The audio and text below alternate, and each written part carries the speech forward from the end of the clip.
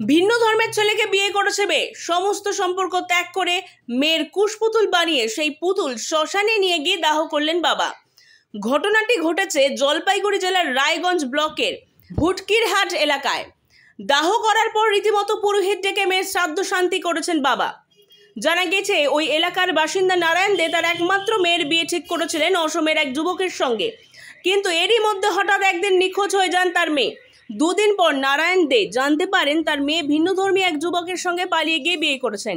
খবরটা পাওয়ার পর প্রথমেই ভেঙে পড়ে কান্নাকাটি করতে থাকেন। নিখোঁজের বিষয়টি যেহেতু পুলিশকে জানিয়েছিলেন, সেজন্য মেয়ের সঙ্গে দেখা করতে চেয়ে স্থানীয় থানায় অনুরোধ জানান এবং থানায় মেয়ের সঙ্গে দেখা করেন, অনুরোধ করেন ফিরে আসতে। স্থানীয় সূত্রে জানা গিয়েছে মেয়ে তাকে স্পষ্ট জানিয়ে দেন তিনি আর ফিরে আসবেন না, যাকে পছন্দ করে তাকেই বিয়ে করেছেন এবং তার সঙ্গেই সংসার করবেন। মেয়ের এই আচরণ নারায়ণ তার স্ত্রী মেনে নিতে পারেনি, তাই তাদের কাছে মেয়ে মৃত বলেই ঘোষিত হয়।